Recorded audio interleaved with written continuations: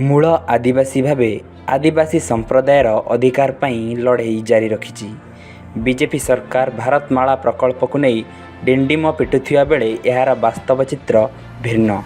5000 कोटी मूल्यर एही प्रकल्प रे कौनसी आदिवासी को चाकरी मिली नहीं। एक भी आदिवासी को वहां पे नौकरी मिला है, ठेकेदारी काम मिला है? किसी को नहीं मिला सर, मिलता ही नहीं। एही प्रकल्प पई निजर जंगल और जमीपटा हराइथिबा क्षतिग्रस्त आदिवासी को क्षतिपूरण पई संसद रे बारंबार प्रश्न करिछि। सरल आदिवासी जमी को अति कम दर रे किणी सरकार सेमानंकु धोखा देइछंती। भारतमाला प्रोजेक्ट के लिए हाईवे ने कितने पैसे दिए?